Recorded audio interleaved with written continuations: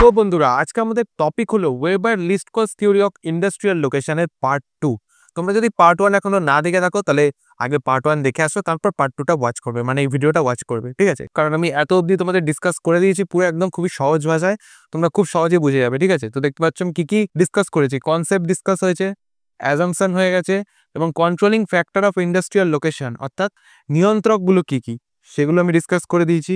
তারপর কি indicators of industrial location, ঠিক আছে, সূচকগুলো কি সেটাও ডিসকাস করে দিয়েছি, ঠিক আছে? তো এত অবধি হয়েছে। তো এবার পার্ট 2 শুরু করছি নেক্সট পয়েন্ট দিয়ে। তো কি আছে, 3 নম্বর অবধি হয়েছে, তো 4 নম্বর আমি এখানে লিখছি ইনফ্লুয়েন্স অফ র material on location of industries.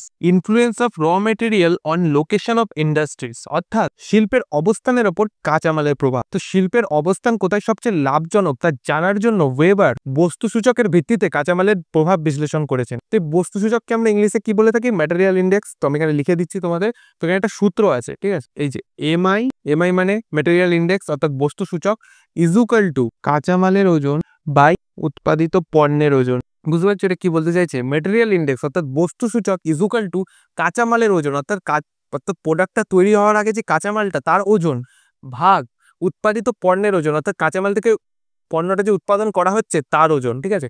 এই দুটোকে যদি ভাগ করি আমরা তাহলে আমরা ম্যাটেরিয়াল ইন্ডেক্স পেয়ে যাবো, ঠিক আছে?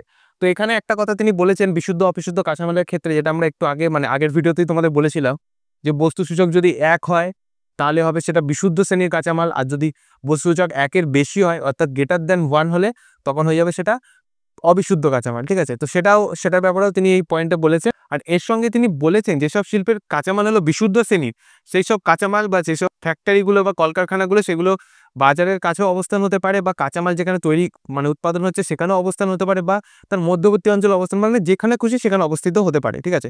তাতে কোনো যায় আসে না, সেটা বিশুদ্ধ শ্রেণীর ক্ষেত্রে। কিন্তু অবিশুদ্ধ শ্রেণীর ক্ষেত্রে কি, কাঁচামাল যেখানে উৎপাদন হচ্ছে তার পাশে যদি হয় তাহলে কিন্তু সেটা লাভজনক হয়ে ওঠে, ঠিক আছে? এবার সেই কাঁচামালে যদি যেখানে উৎপাদন হচ্ছে সেখানে যদি শিল্পটা না গড়ে ওঠে তাহলে সেটা অলাভজনক হয়ে যায়। তো আশা করি বোঝা গেল এই পয়েন্টটার ব্যাপারে আগেই জেনেছিলাম আমরা, ঠিক আছে? তো এবার আসি 5 নম্বর। কি বলেছে 5 number? Influence of transport cost on location of industries অর্থাৎ শিল্পের অবস্থানের ওপর পরিবহন ব্যয়ের প্রভাব। তো ওয়েবারের মতে শিল্পের লাভজনক অবস্থান হলো সেটা যেখানে পরিবহন ব্যয় ন্যূনতম, অর্থাৎ পরিবহন ব্যয় বেশিও না কমও না, যাতে একদম পকেট ফ্রেন্ডলি বলা চলে, ঠিক আছে? একটু সহজ ভাষা। তো এই পরিবহন ব্যয়ের উপর ভিত্তি করে শিল্পের অবস্থানকে দুটি অবস্থাতে ওয়েবার ভাগ করেছেন। একটা নাম হলো কন্ডিশন নাম্বার 1 দিয়েছেন, আর একটা নাম দিয়েছেন কন্ডিশন নাম্বার 2। তো কন্ডিশন নাম্বার 1টা কি, ঠিক আছে? এখানে আমি লিখে দিচ্ছি কন্ডিশন 1। কন্ডিশন 1 কি? কোন শিল্পের যদি একটি সর্বোচ্চলভ্য কাঁচামালের প্রয়োজন হয় এবং ওই শিল্পের যদি একটি বাজার থাকে, সেক্ষেত্রে বাজারের কাছে উৎপাদিত পণ্যের পরিবহন ব্যয় সবচেয়ে কম হবে। সুতরাং বাজার হলো এক্ষেত্রে ন্যূনতম পরিবহন ব্যয় ক্ষেত্র এবং একটি আদর্শ শিল্প কেন্দ্র। কারণ আমরা জানি যে যেখানে পরিবহন ব্যয় কম হবে অর্থাৎ পরিবহনের খরচা যেখানে কম লাগবে সেখানে কিন্তু একটা শিল্প গড়ে উঠতে পারবে, ঠিক আছে? একটা লাভজনক মাত্রা নিতে পারবে। যদি সেখানে যদি পরিবহন কস্টই বেরিয়ে যায় বা পরিবহন কষ্টে যদি সব টাকা যদি চলে যায়, ঠিক আছে, তার লাভটা আসবে কোত্থেকে? তাহলে শিল্প আর চলবে না।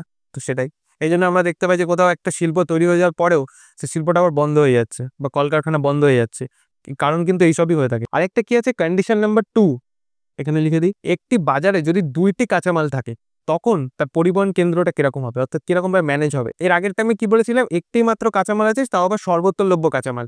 তখন কি করেছিল, একটা বাজারের কাছে অবস্থিত হয়ে গেছিল শিল্পটা, তার ফলে লাভজনকের মাত্রা বেড়েছিল। কিন্তু এখানে যদি দুটো কাঁচামাল থেকে থাকে তখন কি হবে? একটি বাজারে 2টি কাঁচামালের ন্যূনতম ব্যয় কেন্দ্র হলো সেটাই যেখানে তুলনামূলক মোট সরবরাহ ব্যয় কম। অর্থাৎ যদি এখানে দেখা যায় দুটো কাঁচামাল রয়েছে, এই দুটো কাঁচামালটাকে একটা জায়গায় আনতে হচ্ছে বা একটা শিল্প কেন্দ্রে আনতে হচ্ছে, ঠিক আছে? তো আনতে যে পরিবহন ব্যয়টা খরচা হচ্ছে সেটা সবচেয়ে কম কোন জায়গাটায়, আমি তোমাদের একটু ড্রয়িং করে একালে তোমরা বুঝে যাবে। দেখো, যদি এখানে একটা শিল্প গড়ে ওঠে এবং এখানে একটা কাঁচামাল আছে পাওয়া যাচ্ছে আর এখানে একটা কাঁচামাল পাওয়া যাচ্ছে, ঠিক আছে? আবার এখান থেকেও পাওয়া যাচ্ছে, এখান থেকেও পাওয়া যাচ্ছে। এটা এটা ধরে নিই 1 নম্বর কাঁচামাল, এটা হলো 2 নম্বর কাঁচামাল। এখানেও সেম, এটাও 1 নম্বর, এটা 2 নম্বর। এই দুটো কাঁচামাল কিন্তু একই কাঁচামাল, এখানেও পাওয়া যাচ্ছে আবার এখানেও পাওয়া যাচ্ছে। এটাও সেম, এখানেও পাওয়া যাচ্ছে আবার এখানেও পাওয়া যাচ্ছে। তো কখন লাভজনক হবে? যখন দূরত্বটা কম হবে। এ দেখো, যদি আমি এখান দিয়ে যদি কাঁচামালটাকে এখানে আনা হয় তাহলে কিন্তু দূরত্ব বাড়ছে, পরিবহন ব্যয় বাড়ছে, ঠিক আছে? তাহলে কিন্তু টাকা বেশি খরচ হবে, এক জায়গা থেকে এক জায়গায় ট্রান্সপোর্ট কস্ট বাড়বে। এবার যদি আমি এখান থেকে যদি নিয়ে থাকি কাঁচামালটা তাহলে কিন্তু ট্রান্সপোর্ট কস্ট অনেকটাই কমে যাবে। তো সেটাই বলা হচ্ছে, অর্থাৎ মোট পরিবহন ব্যয় যদি কমে যায় তাহলে কিন্তু শিল্প একটা ন্যূনতম পরিবহন ব্যয় অঞ্চলে অবস্থিত হবে, অর্থাৎ একটু লাভজনকের মাত্রাটা বেড়ে যাবে, ঠিক আছে, আশা করি বোঝাতে পেরেছি তোমাদের। তো এবার আসি তার পরের point 6, role of labour cost of location of industry. দেখতে পাচ্ছ লেখাটা লিখতে লিখতে এরকম হয়ে গেছে, কারণ এখানে ড্রয়িংটা ছিল, ড্রয়িংটা মুছলাম না। অর্থাৎ শিল্পের অবস্থানের উপর শ্রমিকের মজুরির প্রভাব। ওয়েবার শিল্প কোথায় গড়ে তুললে খরচ সবচেয়ে কম হবে, সেই প্রশ্নের উত্তর পাওয়ার জন্য মজুরি বাবদ যে ব্যয় তার উপর ভিত্তি করে তিনি 3টি সূচকে ভাগ করেছেন। 3টি সূচক কি কি, যেটা আমরা আগেই জেনেছি যখন আমরা কোন পয়েন্টটা, এই যে ইন্ডিকেটার্সে আমরা জেনেছি সেই পয়েন্টগুলো কি কি। 1 নম্বর হলো কি মজুরি সূচক, অর্থাৎ এই যে ইন্ডেক্স অফ লেবার কস্ট। 2 নম্বর কি লেবার কোএফিসিয়েন্ট, এই যে লেবার কোএফিসিয়েন্ট, যেটা তোমাদের আগের ভিডিওতে বলেছি যে তোমাদের আরো বিস্তারিত পরে জানাচ্ছি, ঠিক আছে, তখন আমি টাচ দিয়ে দিয়েছিলাম হালকা। তারপর কি ক্রিটিক্যাল আইসোটোপেন, এই যে পরপর যে 3টে রয়েছে এই 3টাকে তিনি সূচক ধরে নিয়ে তারই লেবার কস্টের যে শিল্পের প্রভাবটা তিনি বুঝিয়েছেন। তো চলো তোমাদেরও বুঝিয়ে দিই, আমি আর এখানে লিখছি না 3টে, আমি এখানে আরো দিয়ে দিচ্ছি, ঠিক আছে। এই যে ফার্স্ট কি ইন্ডেক্স অফ লেবার কস্ট, অর্থাৎ মজুরি সূচক। একক প্রতি উৎপাদনের গড় মজুরিকে বলে মজুরি সূচক। একটু যদি সহজ ভাষায় বলতে হয় তাহলে বলবো গড় যে মজুরি, অর্থাৎ শ্রমিককে যে একটা টাকা দেওয়া হচ্ছে তার বদলে সে কাজটা করছে, সব শ্রমিককে তো সমান পয়সা দেওয়া হচ্ছে না বা সমান টাকা দেওয়া হচ্ছে না, তাদের মধ্যে একটা গড় ধরে নেওয়া হয়েছে, সেই গড় মজুরিকেই বলা হচ্ছে মজুরি সূচক। এবং এর সাথে তিনি আরেকটা কথা বলেছেন, যে শিল্পের মজুরি সূচক যত বেশি, সেখানে ন্যূনতম পরিবহন ব্যয় অবস্থান থেকে ন্যূনতম মজুরি সূচকের যে অবস্থান তার দিকে কিন্তু সরতে থাকে। অর্থাৎ একটা অঞ্চলে দুটো জিনিস আমরা দেখতে পাচ্ছি কি ব্যয় হচ্ছে, একটা কি মজুরি, একটা হচ্ছে পরিবহন। মজুরি যত বেশি হবে সেটা কিন্তু কমানোর চেষ্টা করতে হবে, তার জন্য কি করবে, সেটা ন্যূনতম পরিবহন ব্যয় থেকে অর্থাৎ ন্যূনতম মজুরি সূচকের দিকে ছড়তে থাকবে, সেটা তিনি বলেছেন। আশা করি বোঝা গেল। তো তার পরের পয়েন্ট কি লেবার কোএফিসিয়েন্ট, অর্থাৎ শ্রম গুণক। কোনো উৎপাদিত সামগ্রীর একক ওজন প্রতি মজুরি ও যে পরিমাণ কাঁচামাল এবং উৎপাদিত দ্রব্য কোনো শিল্পে পরিবহন করা হয় তার সম্মিলিত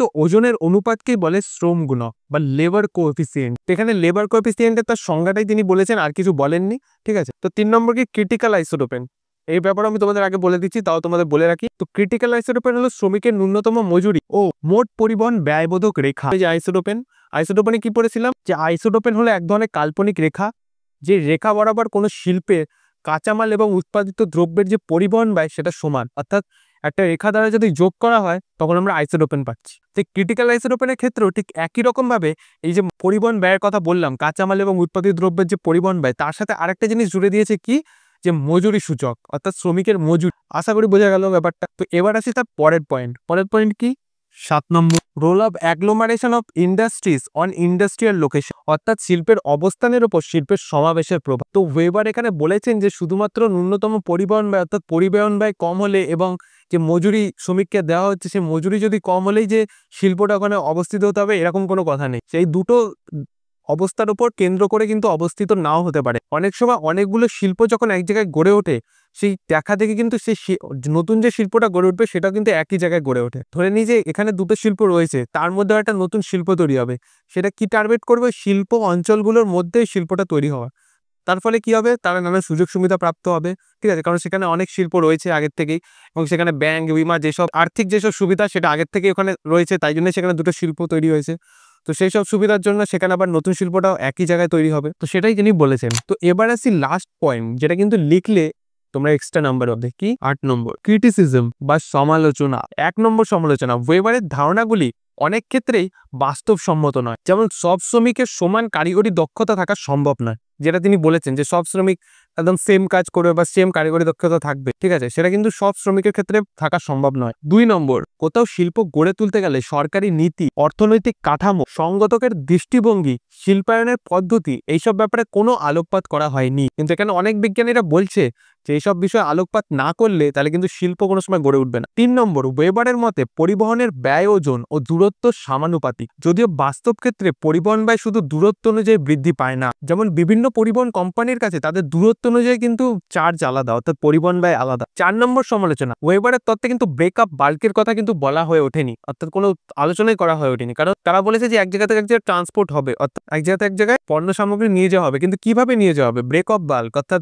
এখান দিয়ে এতটা আমি গাড়ি করে নিয়ে গেলাম, তারপর ট্রেনে করে, তারপর জলপথে, এই সমস্ত বিষয় কিন্তু তিনি কোনো আলোচনা করেননি তার এই তত্ত্বে। এবং তারই সাথে সাথে ব্রেকআপ বাল্ক পদ্ধতিতে একটা পণ্যকে যখন একটা গাড়ি থেকে আরেকটা গাড়িতে লোড করা হবে, অর্থাৎ একটা গাড়ি থেকে নামিয়ে তারপর আরেকটা গাড়িতে লোড করা, তার যে একটা চার্জ আছে, শ্রমিকদের যে মজুরি, তার ব্যাপারেও কোনো কিছু আলোকপাত করেননি। 5 নম্বর সমালোচনা, এই যে ওয়েবার কিছুক্ষণ আগে যে বললাম লাস্ট পয়েন্টে কি অ্যাগ্লোমারেশন, অর্থাৎ শিল্পের যে অনেকগুলো শিল্প যদি এক জায়গায় অবস্থান করে সেখানে যে একটা শিল্প গড়ে উঠলে সুবিধা হয়ে যায়, সেরকম কিন্তু কোনো ব্যাপার না। কারণ যেখানে শিল্প গড়ে উঠছে, অর্থাৎ অনেক শিল্প আগের থেকেই রয়েছে, সেখানে যদি একটা নতুন শিল্প তৈরি করতে যায় সেখানে কিন্তু সেই জমির মূল্য বেশি, এবং তার সাথে সাথে কিন্তু সেরকম একটা জমি পাওয়া সম্ভব নয়, এবং পরিবহনের প্রতিযোগিতার সুযোগও কম থাকে।